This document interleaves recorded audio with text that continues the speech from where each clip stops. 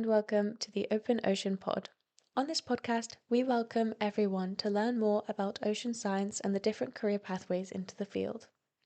We will be speaking with a variety of guests to gain some expertise and hear some insightful stories to motivate you to pursue your own passions.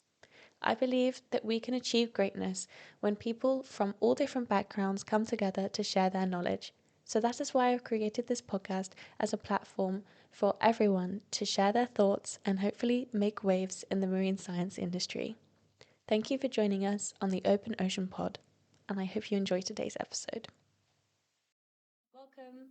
Today I am joined by Amber Hutchinson.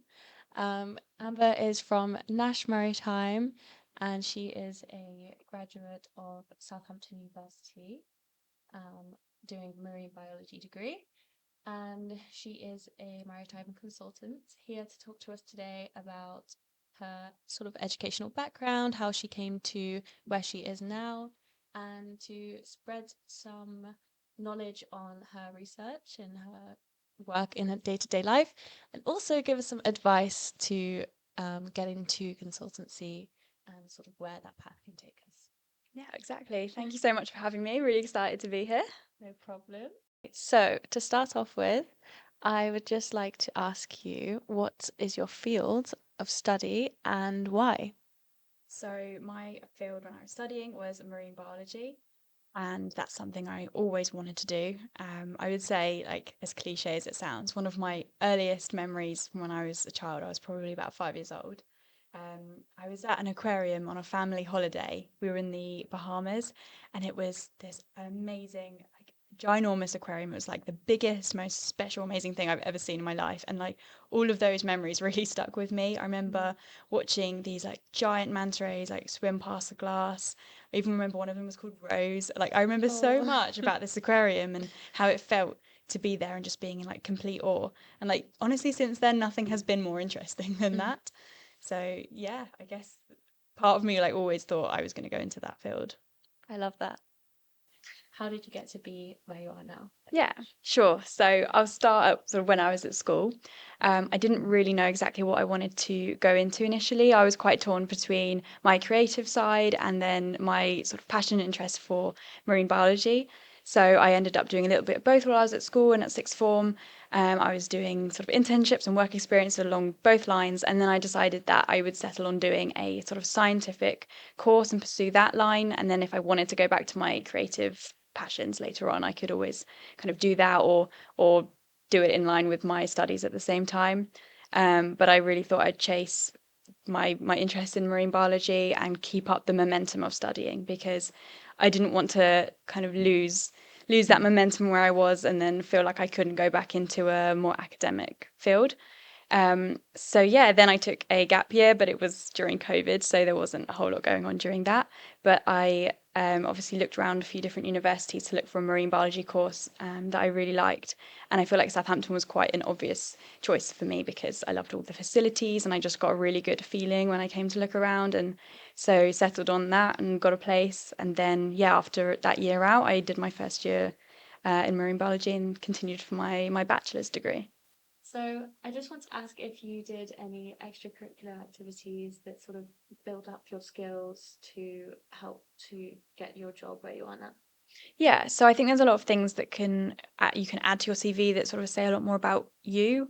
I think if I was to go back to when I was at school, one thing I did was a EPQ, so an extended project qualification, and I did mine about marine microplastics. So it's something I was really interested in, and it's basically like a mini research project, and it gets you sort of set up for writing reports and that it was quite good exposure into what university life was about. So that was like the first sort of step outside of what I was normally doing with my studies. Then whilst I was at university, thinking sort of extracurricular wise, I joined the Windsurf Society. I'd always windsurfed and loved water sports, and so it was quite an obvious choice that I would join a society like that and try and get myself involved. Then in second year, I was the advanced rep for the society, so had a little bit more responsibility. And I definitely think that was a good thing to have on my CV. So, especially when I was getting my job at NASH, it was a nice conversation starter. A lot of my colleagues are really interested in water sports, so I think when they saw that I also was, it was a really nice way to connect on a more personal level as opposed to purely like an academic history. Yeah. Um, so that was sort of during university. And then after that, when I graduated, I was in the process of looking for a job. And I really felt like I was just thrown in the deep end and right, okay, start applying for all sorts of different things. So to sort of like look for opportunities, I started volunteering with the National Trust and also the Dorset Coast Forum. So they're kind of local organisations where I live. Obviously, National Trust is everywhere, but yeah, I had a good opportunity to volunteer with some of the sort of environmental and ecology based teams. So the Dorset Coast Forum one was doing a lot of sort of education and public engagement events about the Studland Seagrass project. So they're setting up eco moorings in the bay to help prevent anchor scarring from the recreational vessels that use the area because yeah, it's really popular. So yeah, it causes a lot of damage to seagrass beds. Yeah. And yeah, it was really interesting to talk to people about the topic that had no idea before. It was really nice to engage with people and like share awareness about what you're really interested in, but in a way that gets other people interested. And then I got some opportunities that way. I was invited to my first sort of business conference event, and I was introduced to people from like Natural England or other organizations. And it was a chance for me to try and upsell myself and be embracing like the world of work as opposed to just yes the world of study. And I think that was really valuable. I made quite a lot of connections that way, and I think had I not got my job at Nash, it might have been an avenue for me to get some experience elsewhere, and that was really crucial to sort of build those relationships as opposed to just applying for positions that you see on Indeed or whatever. It's getting yourself out there and meeting people is really important. Yeah, definitely. And do you think that your sort of volunteering experience and also with the conference and sort of networking experience helps you build up those communication skills and yeah, help you in your day-to-day job now? Yeah, definitely. I think it gave me a lot more confidence to talk about things that I had been listening to people talk about throughout my studies. So a lot of listening to lectures and things, and how do I then take that on and talk about it? And it was talking about it with, the public, people that had no idea what I was talking about, and trying to get them excited about things, but then also talking to people on a much more professional basis and, trying to come across like I knew what I was talking about. A little bit of fake it till you make it. You have to kind of know how to do that. And yeah, it was a really good opportunity to practice that and to become a little bit more at ease and a bit more comfortable because it is, a great big step. So I think it's like a necessary challenge that is quite helpful to go through. Yeah. I'd also like to bring it back to your studies and in Southampton with your dissertation project. How does that sort of relate to sort of shaping where you are now? So my dissertation project, I started that when I'd done the Seascape Ecology module with Ryan Reisinger. So that was all about using tracking data to study where marine mammals were going. And he had a lot of really interesting dissertation topics that he was suggesting to some students. And when he suggested doing baleen whales and the overlap with the krill fishery in the West Antarctic Peninsula, I thought, yeah, this one's definitely right up my street. So I was really excited to start that one because I knew that I was interested in using like tracking data, GPS tracking data, to look at sort of spatial and temporal scales of marine ecology, particularly whales, and then combining that with more anthropogenic effects and sort of the human factors and using that overlap. And portraying data in a really kind of visual way. So yeah, using that tracking data, sort of analyzing it with R, which was yeah, definitely a challenge for me at the start. His R code is particularly advanced and complicated, a little bit more than what I was prepared for initially. Definitely had some meltdowns when I was going through that process, but at the end of the day, I did get something out of it, and it was really rewarding to see turning enormous data sets into something really visual that people could understand. That's what I really loved portraying at the end, and it was definitely research that's not been done before. It was super interesting to find out more about how humpback whales are using spatial like scales to forage for krill, and then the overlap with the krill fishery and seeing sort of what seasons were more important, what areas there was more conflict going on, and the whole point of this research um, is to inform CAMLA, which is the fisheries sort of management body, about different like spatial scales that animals are using to forage and how they can use that to inform setting different krill quotas for the different areas, I see. catch quotas. So yeah, it was really, really interesting. Yeah, super interesting. And can you talk a bit more about how you used R and like what was your sort of initial experience of using it and compared to how you portrayed all of the information that you got like using R?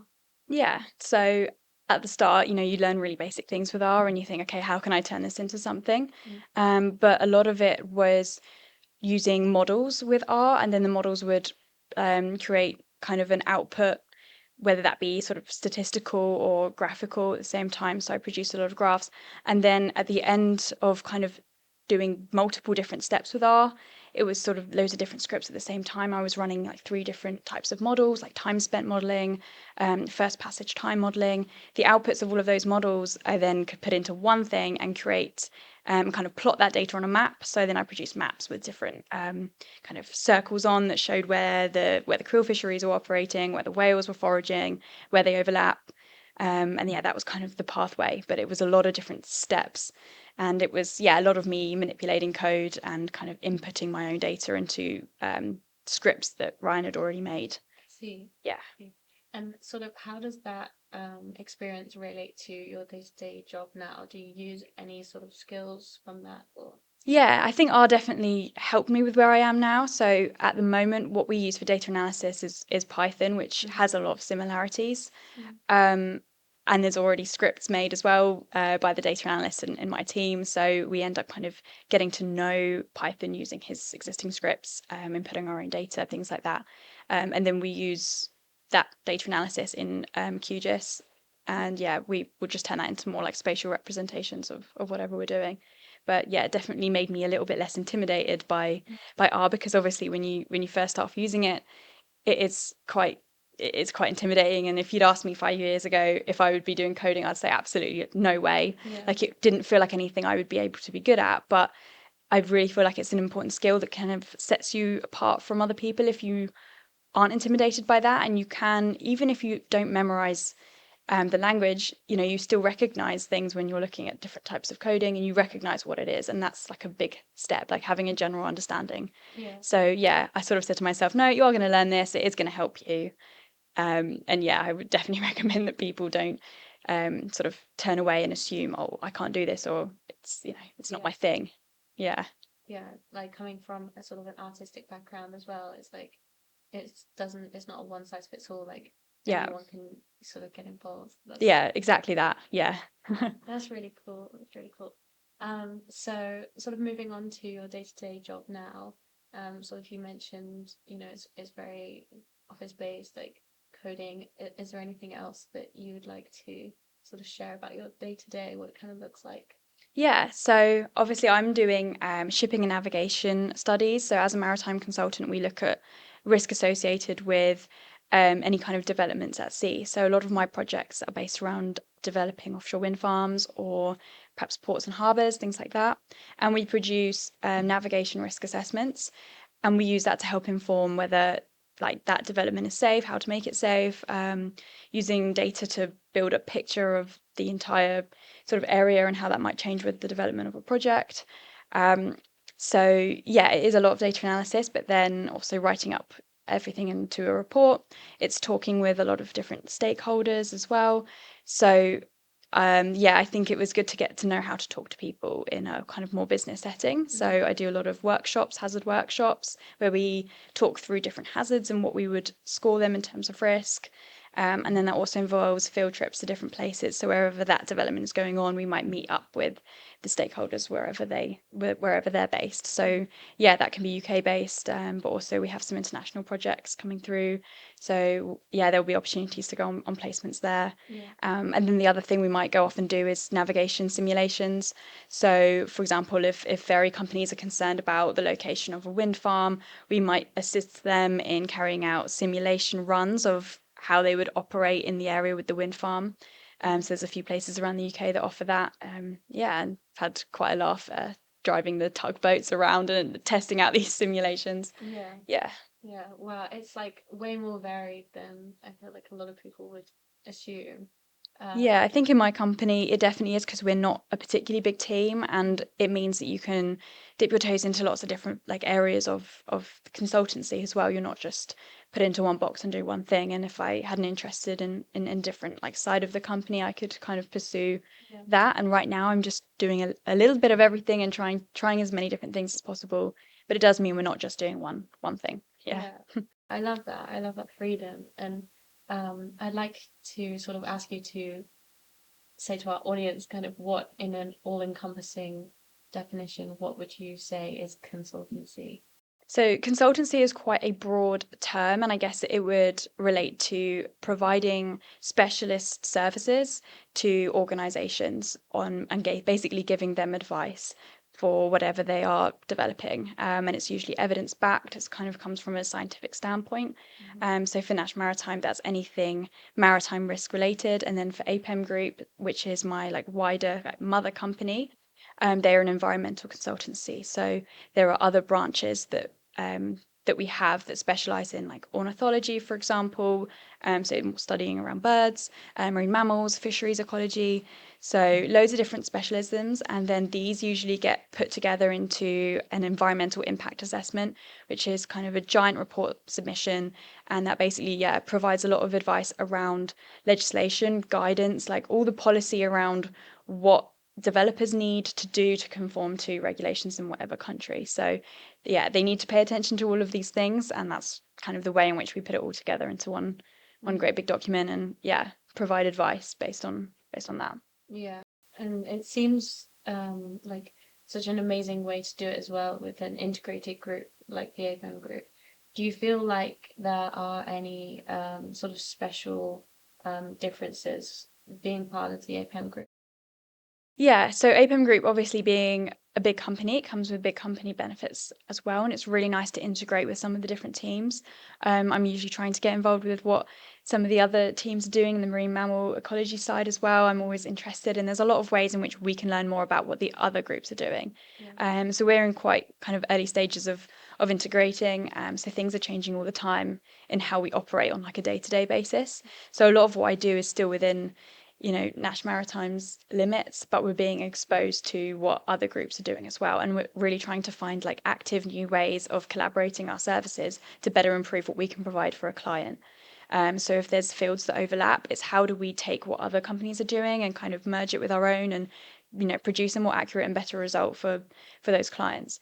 So it's really nice to know as well that there are opportunities to grow within the company, even if that means like diverting off to slightly different like areas or fields or just progressing in like your current space. I think it's nice to know that there's a great big opportunity just within the company that you're at. But at the same time, have the small company benefits of working within like a smaller team, getting exposed to more opportunities, having a voice and having a say about what you want to do. So I think we're in a really unique and beneficial kind of situation at the moment with having that small team environment, but within a big team opportunity base. Yeah, that sounds honestly really ideal. But Yeah, I it feel ticks like, a lot of boxes as well, yeah, definitely. exactly. It's like perfect sort of package for any graduate, I think. Um, yeah, and I kind of wanted to ask about if you could, I mean, obviously there are a lot of opportunities available to you, but if there was sort of no barriers, what would you say would be like the best thing to improve your field? Yeah, okay. So I think one way in which we're heading in is embracing AI technology a little bit more. And I think this is one thing that NASH and APEM are actually really good at pioneering. And it's probably one of the reasons why clients would often choose our services is because we're not afraid to experiment with new things and new ideas. So using AI doesn't mean like replacing the human factor or replacing any kind of human jobs. It just means streamlining your process and improving the efficiency of what you're trying to achieve with your research. And it also means you can utilize like much bigger data sets as well. So it's taking out kind of the manual labor side of things, letting AI do the hard work or the bit that takes a very long time to do.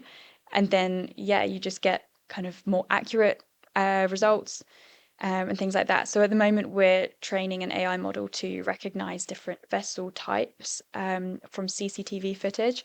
So I spent a lot of time on this when I first started at NASH, and it just meant me staring at lots of CCTV videos of ships going past and trying to tag them.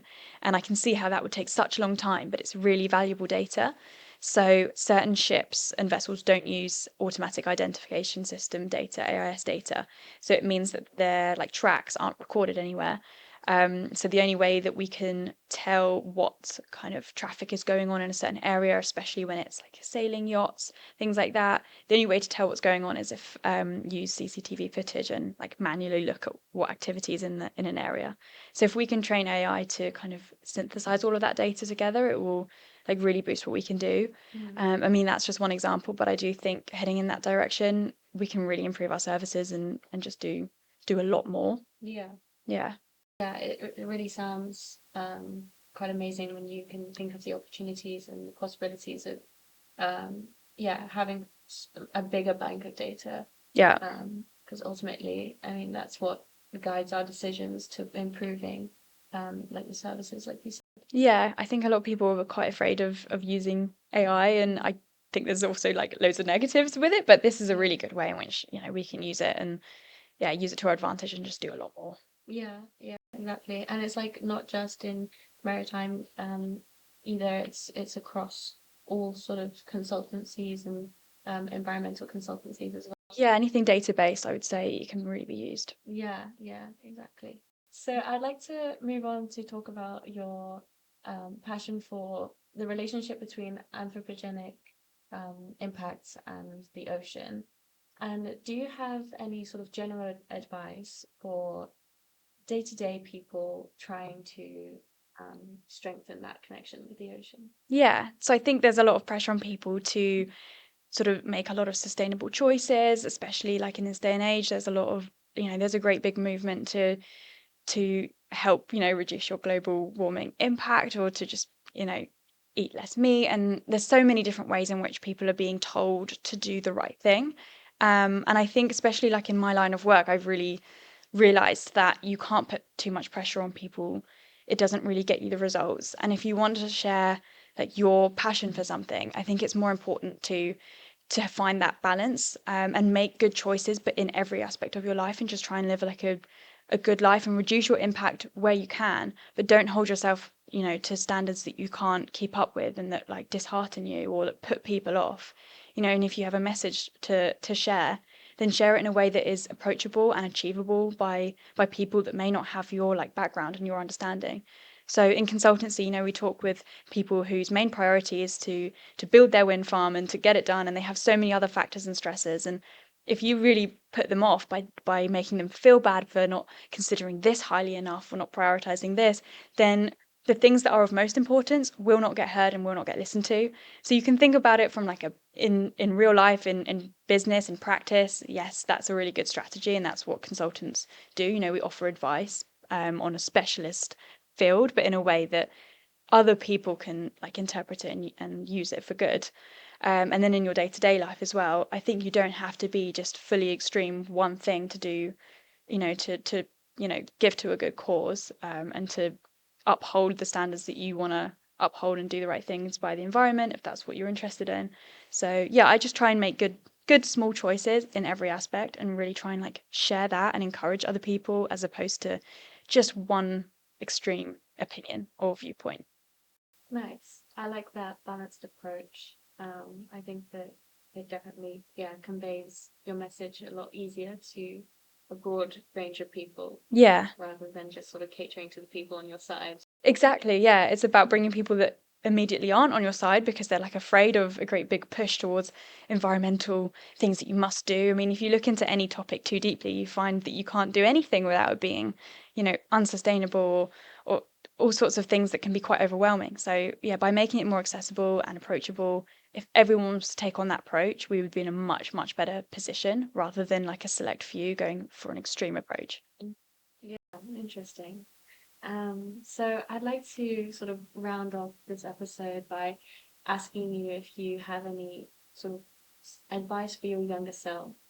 Is there anything that you would advise for people starting their career in marine science or in science in general? Yeah, I think a good approach to have is to say yes to opportunities like when they come up, even if they might seem a little bit daunting or scary, or like you might think, oh, I can't do this, or it'd be easier if I didn't do this. I think saying yes to things is a big kind of helpful like approach to take, because you don't want to look back and regret you didn't do something. And if you just say yes and give things a go, even if they don't work out, you won't look back and regret it. So like one thing I wish I'd done is I think I should have carried on done a master's degree. It would have been one extra year at uni. There's no harm in doing it. It would have put me in like a sort of slightly better position for kind of any future career path I wanted to go in. I mean, I wanted to jump straight back into like I wanted to jump into like real work life, which you can absolutely do. But I think, yeah, like why not just do that one extra year if this is a topic and a subject that you're really passionate about? So yeah, I would just say, yeah, just say yes to things, and don't be afraid to give things a go that you might not immediately think you have to or that you can. And yeah, you won't regret that decision. Nice, nice. I like that advice. And then also, I want to ask every guest that comes on the next pod, what is your favorite species and why? Yeah, so this is a hard one because I like so many. But I would have to say I'm really interested in sperm whales. I love all marine mammals, but I think sperm whales are just really cool. They're like a alien species that we don't know much about. They're quite a mystery. You know, they live their lives in the extreme environments. You know, they forage for squid like 2,000 feet down. They're so specially adapted to those like crazy environments that it's so out of our like grasp and comprehension to truly understand. Yeah.